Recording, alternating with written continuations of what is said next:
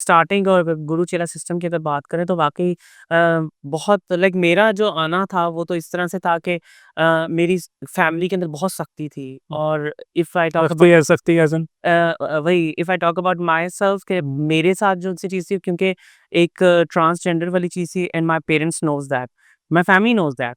तो जब सोसाइटी में जब आपको जाना होता है तो फिर वो एक बहुत बैकलैश आता है not only for me but for my family as well.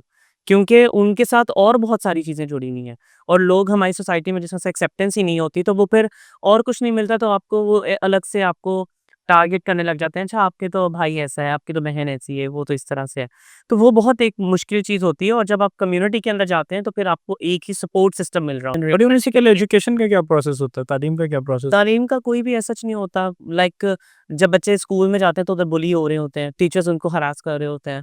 कोई भी उनको उस अगर कोई जब कोई कंप्लेन अगर वो कर भी दें, तो कहते हैं अच्छा तो तुम ऐसे करते या तू करती। तो मतलब वो उल्टा उनको ही वो स्टिग्मेटाइज़ किया जा रहा होता है कि नहीं आपकी तरफ से ऐसा कुछ हुआ होगा जो कि इस तरह से हुआ। आपको खुद को चेंज करना होगा ना कि और लोगों को। लेकिन हमारे यहाँ जो-सा मैं अक्सर बात करती हूँ कि जो टीचर्स जब सेंसिटाइज़ होंगे, टीचर्स जब बेहतर तरीके से ना सिर्फ़ तालीम बल्कि और बहुत सारी चीज़ें होती हैं जब बच्चों की परवरिश कर रहे होते हैं, क्योंकि मेन रोल तो टीचर्स का ही आ जाता है। पेरेंट्स का